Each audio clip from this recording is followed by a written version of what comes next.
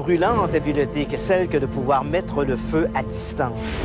C'est alors qu'elle est entrée en transe. Des objets qui bougent, des cadres qui s'envolent du mur, les fondations se mettent à trembler. Il ne croyait pas que Jenny avait cette capacité paranormale ou force psychique pour déclencher ces phénomènes. Nous avons affaire à une puissante source d'énergie inexpliquée. Energetic phenomenon. En 1891, des incendies se déclenchent en présence de Jenny Bramwell, la fille adoptive des Dawson en Ontario. D'où lui vient ce dangereux pouvoir? En 1983, en Italie, s'ouvre le procès d'une autre incendiaire, Carol Compton, une jeune domestique écossaise. Pour la foule, c'est une sorcière. En 1932, les habitants d'un village isolé du Canada assistent au numéro de mentaliste du mystérieux professeur Gladstone, un spectacle inoubliable. Pouvoir inexpliqué à dossier mystère.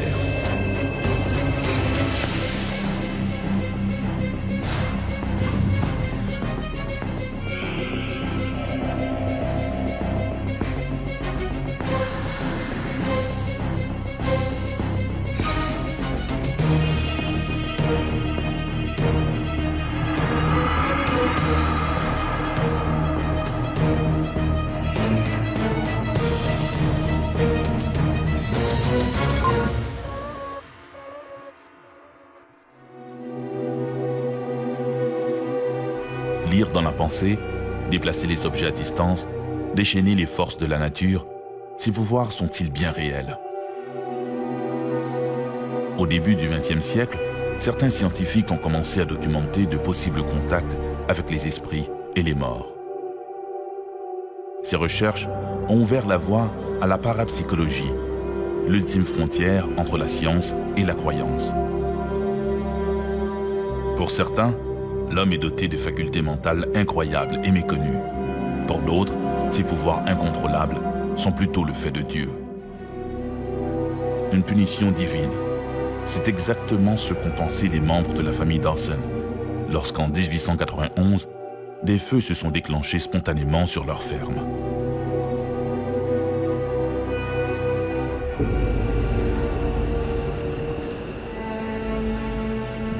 Dans la petite maison de Concession Road, la famille Dawson se prépare à se mettre à table. Depuis quelques semaines, la santé de Jenny, la jeune fille adoptive des Dawson, est chancelante. Comme elle s'apprête à prendre un siège, elle a l'impression que de la lave coule dans ses veines. Soudain, elle prend feu. Les flammes ont pris naissance à la base de sa robe et une fumée enveloppe son corps incandescent. Avec l'énergie du désespoir, sa mère Anna essaie de déchirer l'étoffe. Jenny suffoque. Libérée de son manteau de flammes, l'adolescente s'en tire avec quelques brûlures superficielles. Aussitôt, Madame Dawson entreprend de réciter un autre vers. Jadis, Jenny Bramwell aurait sans doute été exécutée comme sorcière. Aujourd'hui, les médecins la contrôleraient à coups de antidépresseurs. Mais en cet automne de 1891, seule la miséricorde divine peut encore aider les Dawson à vaincre l'étrange malédiction qui s'abat sur leur fille.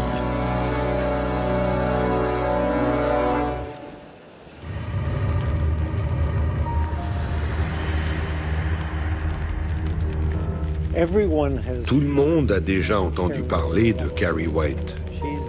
Elle est l'héroïne du livre de Stephen King intitulé Carrie, ainsi que du film qui en a été tiré. Et c'est une incendiaire. Mais très peu de gens ont déjà entendu parler de Jenny Bramwell, qui est l'équivalent canadien de Carrie White. Elle n'est pas aussi célèbre que la Carrie du film, mais elle n'en est pas moins une personne très, très intéressante. Nous voici en 1891, dans la petite communauté de Tora, en Ontario, où habite la petite Jenny Bramwell, cette jeune fille de 14 ans. Jenny Bramwell est née en Grande-Bretagne. Puis elle a été amenée au Canada, où sa famille s'est installée près de Belleville, en Ontario. Les parents étaient morts très jeunes laissant la pauvre fillette sans ressources. Et celle-ci fut placée à l'orphelinat local de Belleville. Et là, vers l'âge de 13 ans, elle a été présentée à la famille Dawson, un homme et son épouse, qui étaient des fermiers près de Sutton, dans le nord de l'Ontario. Ils l'ont adoptée et l'ont amenée à la ferme familiale. Ils ont commencé à l'apprécier. Ils l'ont adoptée légalement et avec le temps, ils ont découvert une jeune fille charmante, à la parole facile, intelligente, habile de ses mains et qui s'intégrait parfaitement dans son nouvel environnement. Un jour d'automne, Jenny, la fille adoptive des Dawson, est terrassée par une fièvre persistante. Elle a été très malade, au point où le médecin local appelé à son chevet lui a administré de la morphine. C'est alors qu'elle est entrée en transe. Cela pourrait aussi être une sorte de coma, mais on a décrit son état comme une transe. Pendant de longues semaines, l'adolescente délire et on craint pour sa vie. Ses parents adoptifs se relaient auprès d'elle sans succès. Sa fièvre persiste.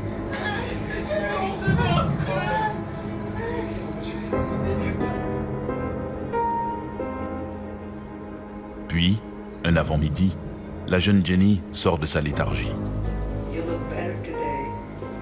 Tous les symptômes semblent miraculeusement disparus. Alors qu'elle était encore en convalescence, elle s'est réveillée et a pointé vers le mur en demandant « Avez-vous vu le feu ?» Et au même moment, un incendie a éclaté. Sous les yeux médusés des Dawson, un coin du plafond s'enflamme. Les flammes sont vite maîtrisées. Mais les Dawson n'en sont qu'au début de leur cauchemar. C'était là le premier d'une série d'au moins 50 incidents différents qui allaient se produire sur une période d'1 mois dans le comté de Thorold, dans la maison de ferme. Dans la maison de ferme de la famille. Janie, you woke up. Le lendemain, Jenny vient rejoindre sa mère dans la cuisine. C'est la première fois que la jeune fille se lève depuis des jours.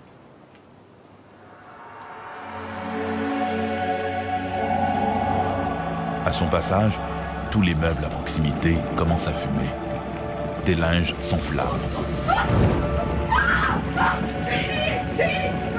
Appelé à sa rescousse, Robert transporte les linges enflammés à l'extérieur. On a commencé à se rendre compte que dans chacune des pièces où passait la jeune Jenny, un incendie se déclenchait. Pour les Dawson, il ne fait maintenant plus aucun doute. C'est Jenny la cause de ces diableries. Au cours des semaines suivantes, des dizaines de feux éclatent à la ferme des Dawson. Et chaque fois, Jenny se trouve à proximité sans pour autant être dans la pièce où les incendies se sont déclarés. Lorsqu'elle était à l'extérieur, tout allait bien et il ne se passait rien. Sitôt qu'on l'emmenait à l'intérieur, quelque chose prenait feu. Comme ça, subitement. Partout où elle passait, un incendie se déclarait. En d'autres mots, elle pouvait déclencher un incendie avec sa seule force mentale.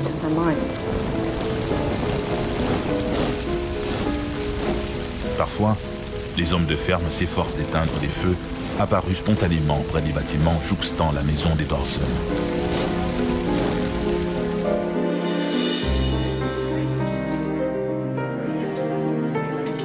Parfois, c'est la robe de Jenny qui s'enflamme comme une torche. Mais l'adolescente s'en sort toujours indemne, sans brûlure. Confrontée à ces événements mystérieux, personne à la ferme n'a d'explication à fournir. Peu à peu, l'entourage s'interroge sur l'état mental de la jeune fille qui s'isole de plus en plus.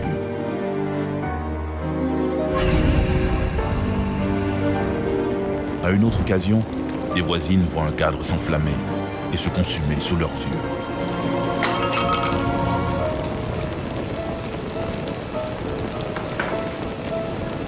Robert!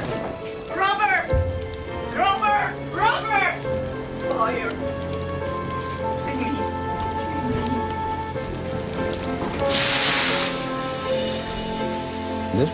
Ces incidents ont été observés par un certain nombre de témoins, y compris des gens très sceptiques qui, à l'époque, ont écrit sur le sujet. Il y a également eu une série d'incidents où c'était ses propres vêtements qui s'enflammaient. Il lui est même arrivé d'être légèrement brûlé à l'abdomen avant qu'on arrive à éteindre les flammes. Un chat également a subitement pris feu. Les voisins n'arrivaient pas à croire ce qui se passait. Alors ils ont commencé à tester Jenny, à vérifier si elle n'avait pas un truc, comme des allumettes par exemple, qui lui auraient permis d'allumer ses feux. Car il y a de nombreux cas où les gens sont pyromanes et ils allument des incendies parce qu'ils sont perturbés. Durant ces mois où ils ont vécu ces expériences de type poltergeist, personne n'a pu découvrir le moindre indice pouvant laisser croire que Jenny Bramwell n'était pas sincère. Qu'elle aurait pu, par exemple, détester la famille au point de vouloir incendier la maison.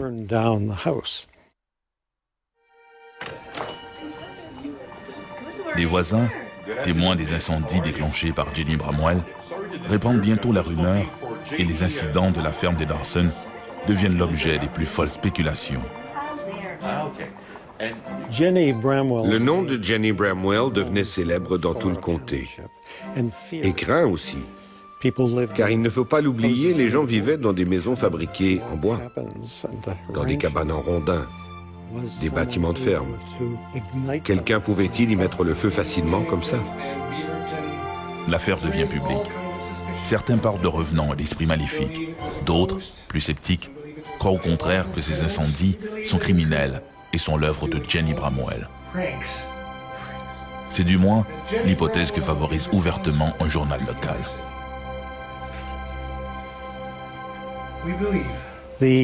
L'éditeur du Cannington Gleaner avait décidé qu'il ne suffisait pas de rapporter ces incidents. Il devait également s'assurer qu'ils se déroulaient bel et bien tel qu'on le disait.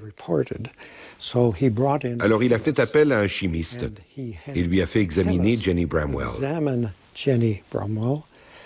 afin de savoir si elle n'aurait pas sur elle ou dans ses vêtements une substance, un quelconque produit chimique comme du phosphore par exemple, qui aurait pu s'enflammer avec de la chaleur ou une augmentation de pression, de sorte que la jeune personne elle-même aurait pu déclencher ces conflagrations.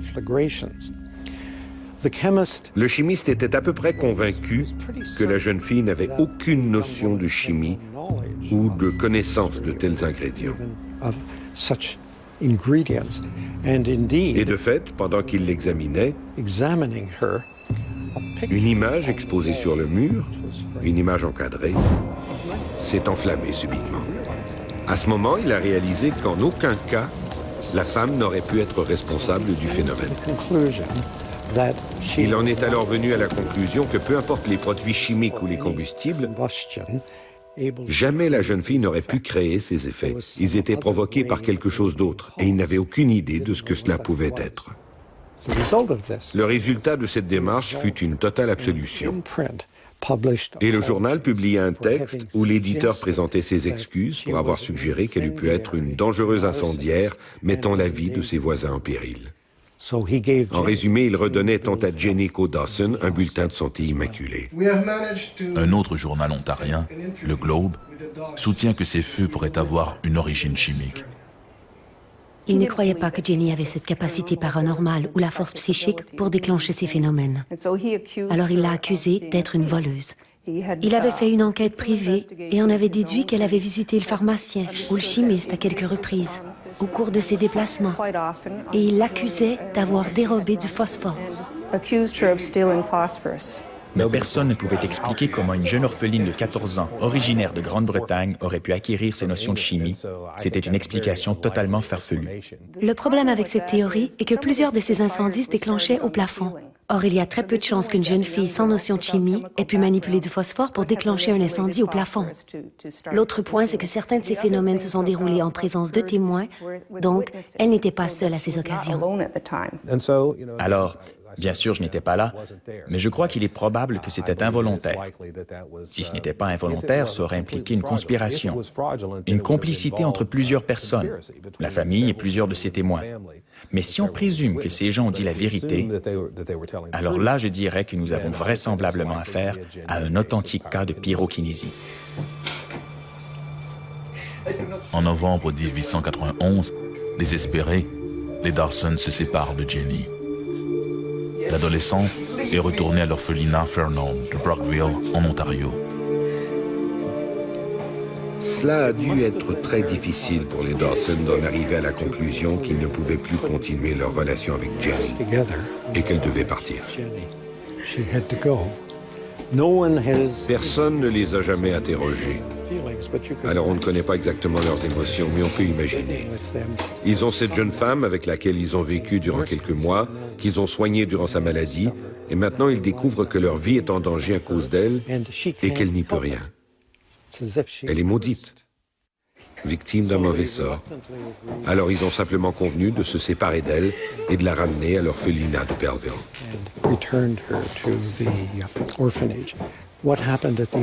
Ce qui s'est passé à l'orphelinat, nous ne le savons pas. Mais combien d'autres injustices ont pu être infligées à cette jeune femme en présumant qu'elle soit innocente? Et moi, je présume qu'elle est innocente. Tous ceux qui aspirent à posséder le pouvoir unique de contrôler la matière par l'esprit ne se doutent pas qu'un tel pouvoir peut également condamner à la solitude et à la pire des ségrégations. J'ai moi-même été témoin d'activités psychokinétiques, ce qui ne veut pas dire que je sois moi-même un menteur ou un fou. Mais en ce qui me concerne, il n'y a aucun doute que nous avons affaire ici à un phénomène énergétique inexpliqué. Cela prend de l'énergie pour réaliser des trucs comme cela. Et si l'on élimine l'hypothèse qu'il s'agit d'un canular, alors nous avons affaire à une puissante source d'énergie inexpliquée qui pourrait s'avérer très utile dans un monde où l'énergie est de plus en plus rare.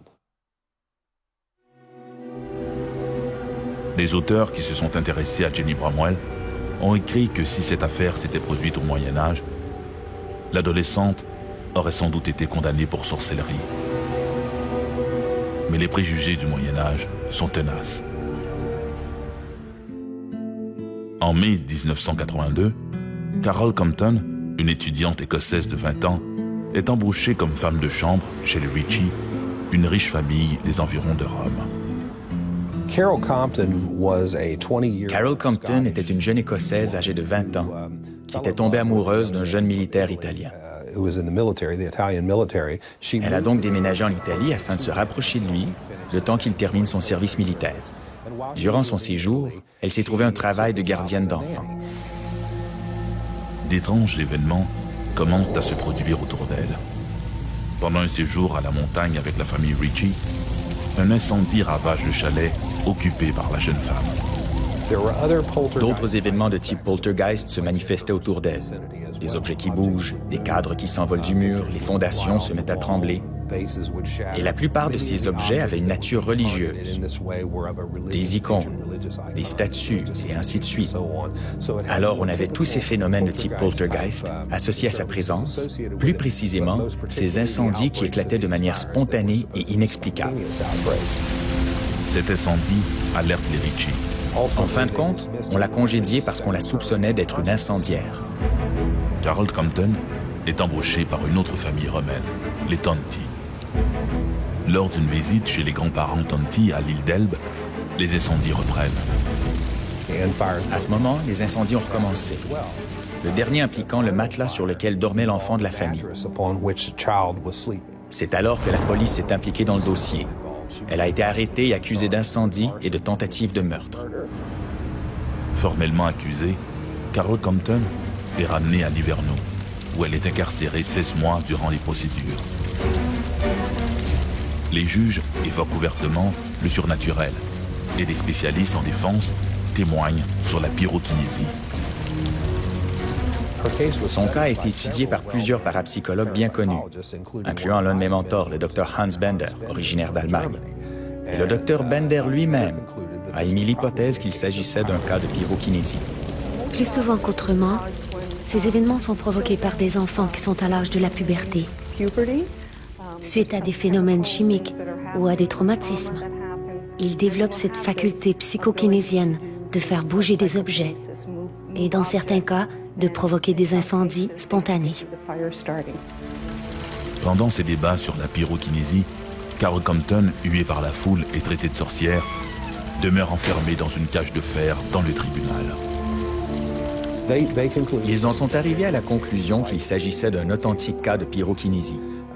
L'idée que d'une manière subconsciente, son esprit, dû à un déséquilibre ou une perturbation émotionnelle, provoquait l'irruption de ces incendies spontanés. La justice italienne en conclut autrement.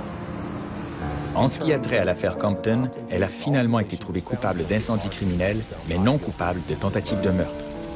Elle a été condamnée à 2 ans de prison, mais comme elle avait déjà été incarcérée en Italie durant une longue période, ultimement elle a été libérée et condamnée à une sentence suspendue. Quelle est la réalité dans l'affaire de Jenny Bramwell et celle de Carol Compton? D'où leur venait ce pouvoir destructeur? Si l'esprit peut mettre le feu à distance, peut-il receler d'autres pouvoirs? En 1932, un étrange magicien de passage dans un village isolé de la Saskatchewan surprend les habitants par ses révélations étonnantes. Good evening, ladies and gentlemen. Thank you for Nous sommes le 10 décembre 1932 à Beechey, une communauté agricole de la Saskatchewan. Please, madame. First of all, dans le petit théâtre local, il n'y a plus un siège de libre. Les spectateurs sont tout oui.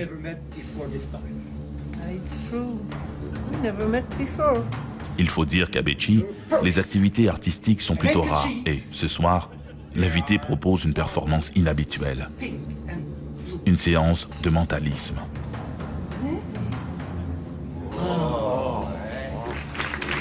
Après quelques épisodes de lecture de la pensée, l'artiste, le mystérieux professeur Gladstone, se tourne vers les spectateurs. L'air hagard, il regarde les spectateurs. Il s'arrête devant un homme assis au milieu de l'assistance, un certain Bill Taylor. Il le fixe avec insistance. Vous pensez à votre ami Scotty McLaughlin, lance-t-il soudain. En entendant ce nom, tous les spectateurs retiennent leur souffle. McLaughlin, un agriculteur de Beechey, a disparu mystérieusement il y a quelques années. Il a été tué, enchaîne le professeur Gladstone.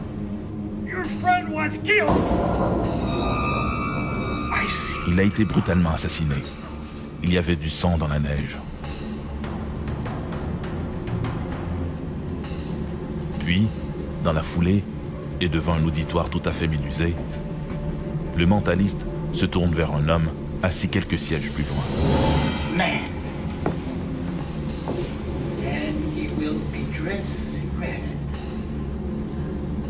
C'est lui, reprend Gladstone. C'est cet homme qui va retrouver la victime.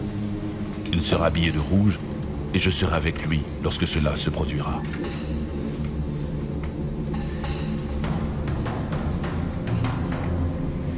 L'homme pointé du doigt se sent interpellé et intrigué par les affirmations du mentaliste. L'auditoire est estomaqué.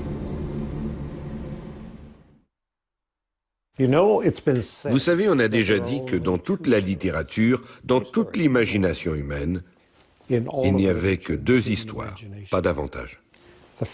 La première histoire est celle d'un jeune homme qui grandit, quitte la ville, puis après plusieurs années revient.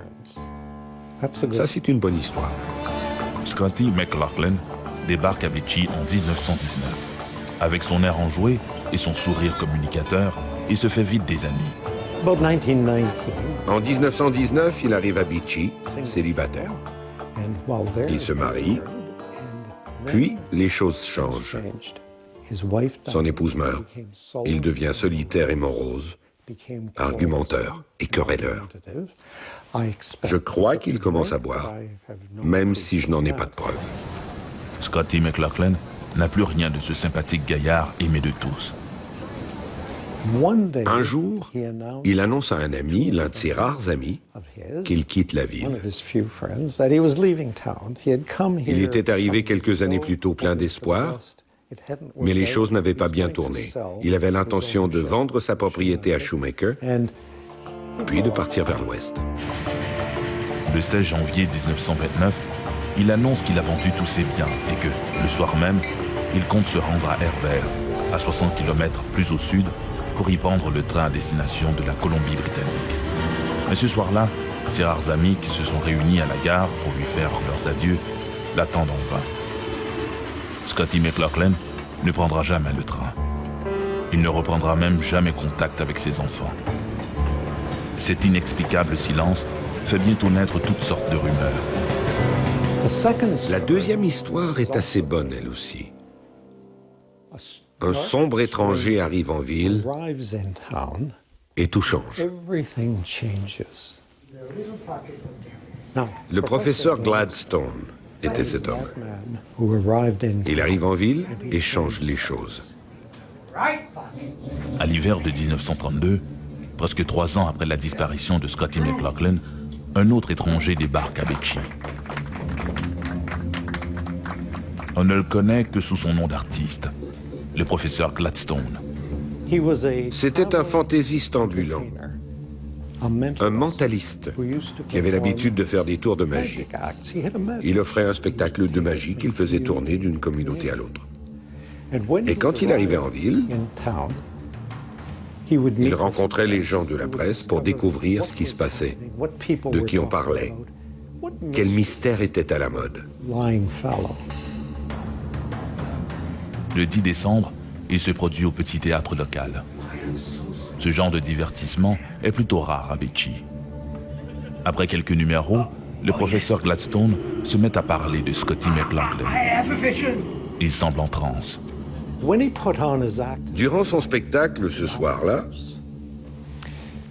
il a d'abord regardé le public, puis il a choisi quelques spectateurs en leur demandant « Puis-je lire vos pensées ? Puis-je m'approcher de vous ?» Parmi ces gens, un homme en particulier avait attiré son attention.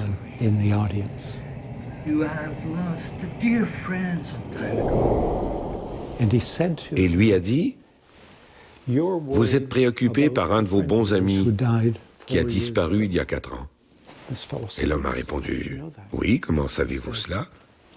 Et il lui a répondu « Malheureusement, cet homme est mort. » Ce n'est pas le genre de choses à laquelle on s'attend lorsqu'on va voir un mentaliste. Pour beaucoup, le mentaliste ne fait que verbaliser ce que plusieurs pensent en silence.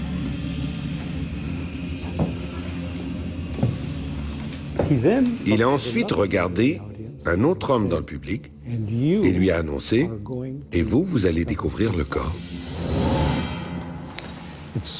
Or, la personne à qui il s'est adressé la seconde fois était nul autre que le constable Carey, un officier de la GRC qui n'était pas en service ce soir-là. So this is the end of the show. And please, À la fin de la représentation, malgré les applaudissements de la salle, certains spectateurs sont tout de même ébranlés par les déclarations choc du mentaliste. Gladstone vient de s'assurer la première page du journal local. Au fond de la salle, l'agent Frank Carey est particulièrement troublé. Immédiatement après la représentation, il propose au professeur Gladstone de l'accompagner au bureau de la Gendarmerie royale du Canada, malgré l'heure tardive. L'agent Frank Carey accompagnera le mentaliste directement à son bureau.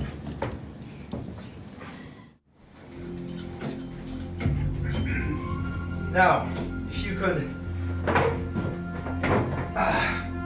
run by me again. Sur place, Gladstone réitère ses affirmations. Il insiste, il a bel et bien vu le meurtre de Scotty McLaughlin. Et il sait que Carey sera celui qui résoudra l'énigme. En dépit de son scepticisme, l'agent Carey contacte son supérieur, le détective Jack Wood, l'un des responsables du bureau des enquêtes criminelles à Saskatoon.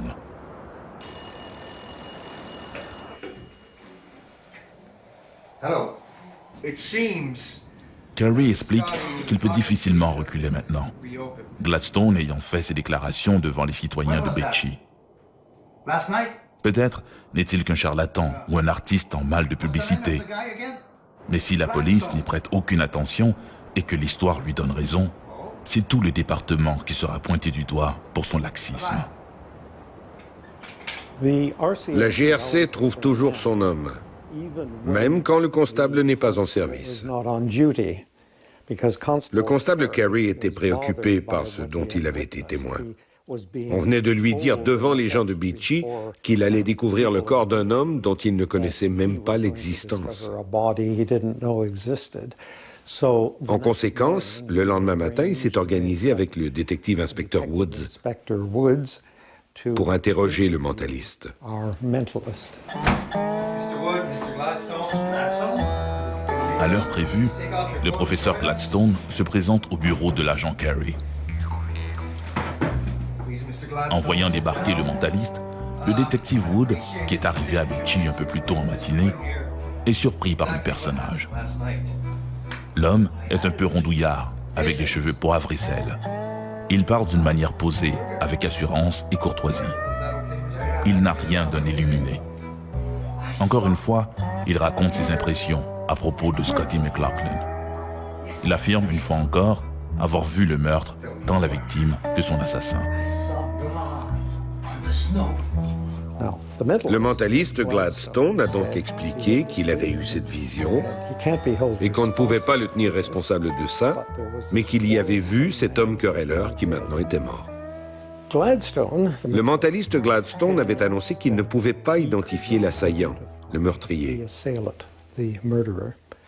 mais que s'il se retrouvait en présence de cet homme, il saurait avec certitude qu'il était responsable du meurtre du fermier. À l'issue de cette rencontre, les policiers réalisent qu'en dehors des visions du mentaliste, ils n'ont que bien peu de choses à se mettre sous la dent. Lors de la disparition de McLaughlin, en janvier 1929, l'agent Carey avait alors interrogé une poignée d'agriculteurs qui avaient eu maille à partir avec McLaughlin. Sans succès. Alors on a convenu que les trois hommes allaient voyager ensemble et visiter chacune des personnes qui avaient déjà été interrogées par la police 4 ans plus tôt à propos de la mystérieuse disparition de McLaughlin.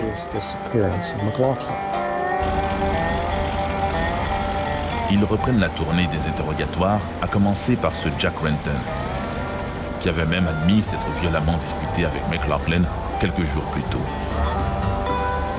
Les deux hommes en étaient presque venus au point à propos d'une certaine Yvonne Bourget, une femme de la région. Mais c'était bien peu de choses pour conclure à un crime passionnel.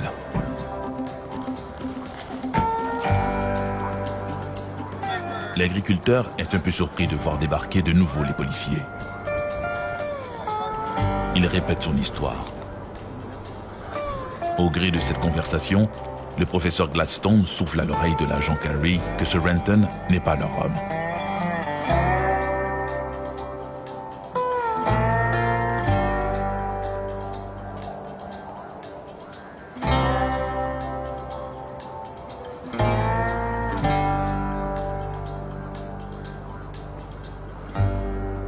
De la ferme de Renton, le trio se rend ensuite au domicile de Sion, un autre ennemi de McLaughlin.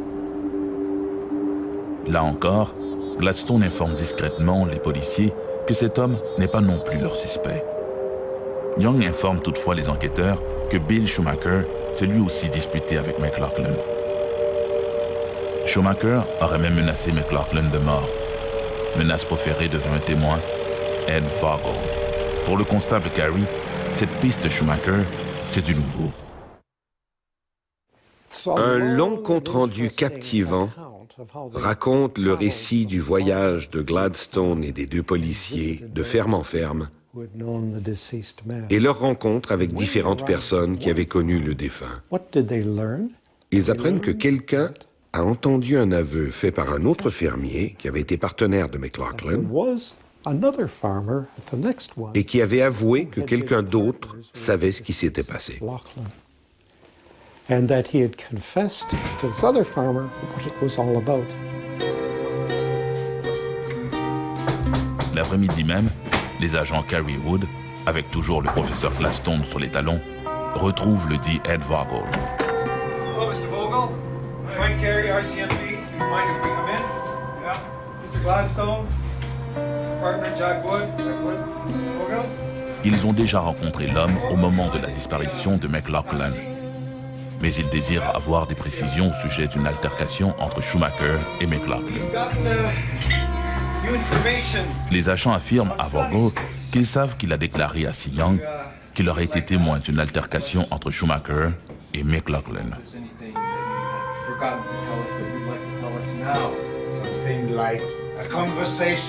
Les agents souhaitent donc que le fermier leur raconte à nouveau ce qu'il sait sur ces événements.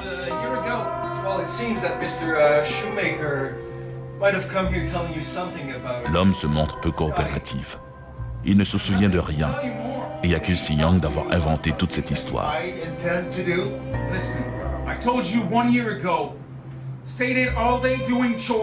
Puis, comme les agents s'apprêtent à le relaxer, le professeur Gladstone s'avance vers lui. En entendant le professeur Gladstone lui exposer son scénario, Vogel devient blanc comme un drap. Il a l'impression d'être acculé au pied du mur.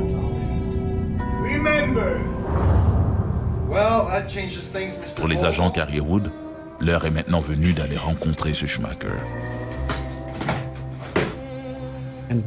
Arrivé à la ferme en question, tandis qu'il marchait vers la maison, le mentaliste a déclaré « C'est ici que le corps va être découvert ». C'était une déclaration ahurissante, y compris pour Gladstone lui-même.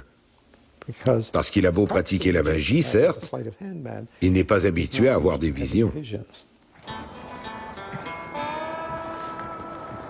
Hello, boys. Hi, officer. A couple of hard-working men. We are. We take a few minutes of your time. I'm here with Mr. Gladstone. I think you saw his show last night. You were there, right?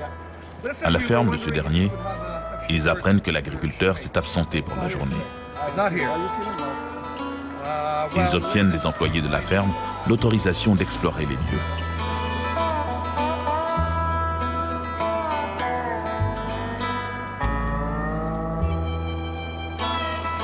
Sans se soucier de la curiosité qu'il suscite, le trio arpente les terres et visite les bâtiments agricoles.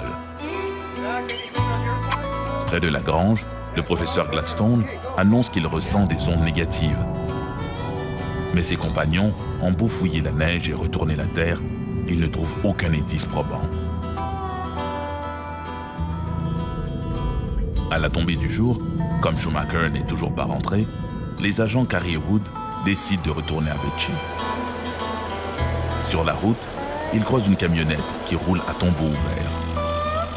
Ils la prennent en chasse et forcent le chauffeur à s'arrêter. Il s'agit de Bill Schumacher. Interrogé au sujet de ses relations avec McLaughlin, Schumacher se montre détendu.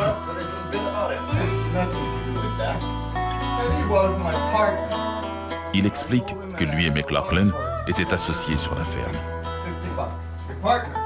Puis, qu'il lui a racheté un terrain à $350, $150 comptant et $200 à venir. Une dette que McLaughlin ne s'est jamais acquittée. Certes, l'affaire a tourné au vinaigre, mais de là à l'accuser d'être impliqué dans la disparition de McLaughlin, il y a un monde, se défend Schumacher.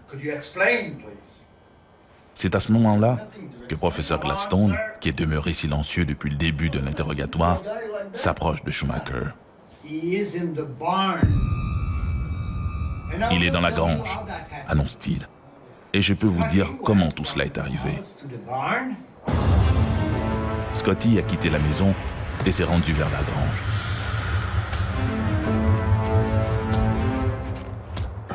Vous vous êtes disputés et il y a eu bagarre. Scotty est tombé et vous avez continué à le frapper. Vous l'avez frappé jusqu'à ce qu'il soit mort. Il allait s'avérer que Schumacher et McLaughlin s'étaient livrés une véritable guerre. Ils s'étaient battus durant plusieurs heures. Les deux avaient commencé en se battant au poing,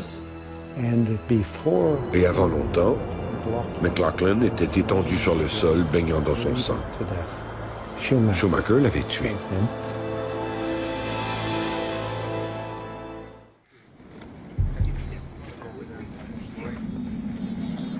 Mr. Shoemaker.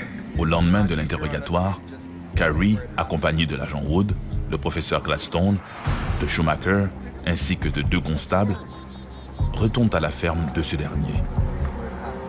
Sur place, Carrie demande à Schumacher où il a enterré le corps de McLaughlin. Mais l'agriculteur lit tout et refuse de répondre. Le professeur Gladstone est convaincu que le corps de Scotty McLaughlin se trouve à cet endroit précis.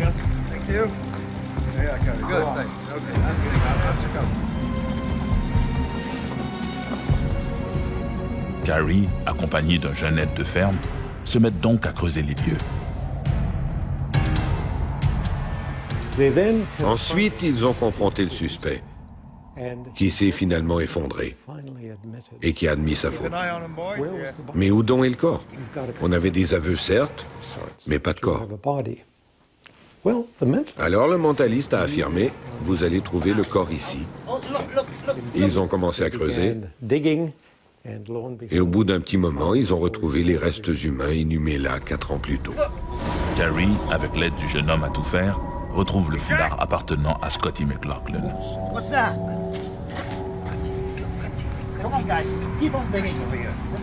Puis, quelques minutes plus tard, on déterre une soquette, puis un crâne. Cette fois, plus de doute.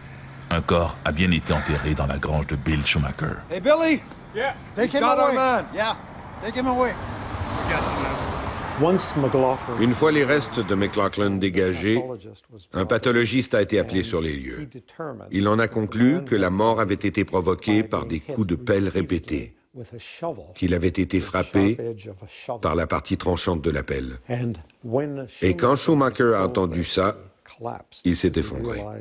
Il prenait conscience qu'il ne pouvait présenter aucune défense et que les jeux étaient faits. Il était sonné. Il se rendait compte de l'énormité du geste qu'il avait posé. Il a été accusé, a subi un procès, a été déclaré coupable de meurtre et a été condamné à la pendaison.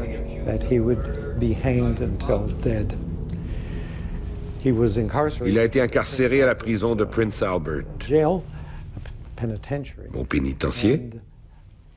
Et ce qui s'est passé par la suite, c'est qu'on a assisté à une bizarre erreur judiciaire. Parce qu'on avait fait une erreur de vocabulaire dans la transcription de la sentence, le résultat fut qu'elle n'a jamais été appliquée. Il n'a jamais été pendu pour son meurtre, mais il a passé la plus grande partie de sa vie en prison. Quant au professeur Gladstone, la publicité faite autour de son implication dans l'affaire Scotty McLaughlin lui vaut une renommée instantanée. Environ 5 mois plus tard, au cours d'un spectacle de magie à Listerwall, en Ontario, un journaliste lui a demandé comment il avait réussi son coup. Et il a répondu « Je ne sais pas comment j'ai fait ça. Tout ce que je sais, c'est qu'en présence du démon, je réagis et je lui réponds. Et parfois, ces idées me viennent. » Puis il a ajouté « Mais je suis un magicien. Il ne faut pas faire confiance à un magicien. » Le professeur Gladstone se produira encore de longues années comme mentaliste. Il participera à d'autres enquêtes policières, mais n'arrivera jamais à reproduire son exploit de Beachy.